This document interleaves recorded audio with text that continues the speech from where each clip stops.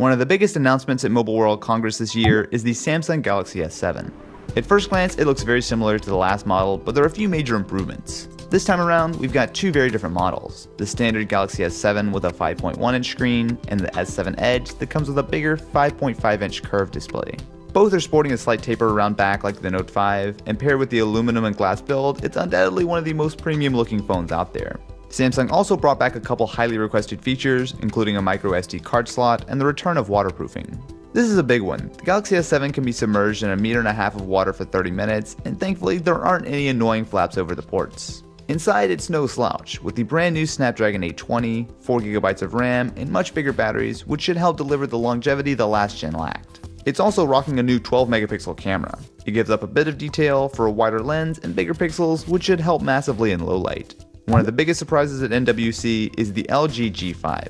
It's rocking a new aluminum build that feels a lot nicer than the G4. It's surprisingly light, and with a smaller 5.3-inch screen, it fits really nicely in the hand. The design is a massive improvement. Not only does it look great, but this might be one of the most comfortable phones I've ever used. Instead of rear buttons, we've got a fingerprint sensor that doubles as the power button.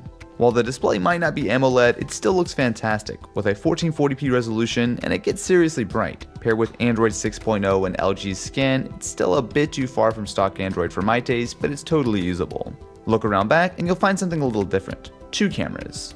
It has a normal 16-megapixel sensor that's paired with a wide-angle camera to give you two totally different looks for photos. This is a really cool idea that gives you what's almost as good as optical zoom without a giant camera on the back. Probably the coolest feature is the removable battery. The bottom of the phone pops off if you need to swap batteries, but you can also add what LG calls friends. These are modules that can add new features like this Bang & Olufsen headphone amp, which promises hugely improved audio performance. There's also the LG Cam Plus, which not only includes a larger battery, but extra controls and a grip for the camera. This is a really cool idea to expand your phone without bolting giant accessories on.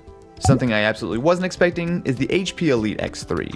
While Windows Phone has been flatlining lately, clearly no one told HP, and they threw basically everything at the Elite. This is a giant 6-inch phone that's packed with tech like the Snapdragon 820 from the G4 and S7, and a monster 4150 mAh battery. It might not be the nicest looking phone out there, but it has a trick up its sleeve: Continuum. Plug it into the USB-C dock, and the Elite transforms into a Windows 10 PC. Hook up a monitor, mouse and keyboard, and you're ready to go. Unfortunately, since it's ARM based, you won't have full Windows 10 to use normal apps, but you still got a browser and optimized versions of some things like Word. This was an early prototype, so performance was a bit sketchy, and it's missing a couple features like a retina scanner that should be on the final version, but the idea of having one device that can be both your phone and computer has a ton of potential. So which was your favorite phone that was announced at MWC? Let me know in the comments below, and I will catch you in the next one.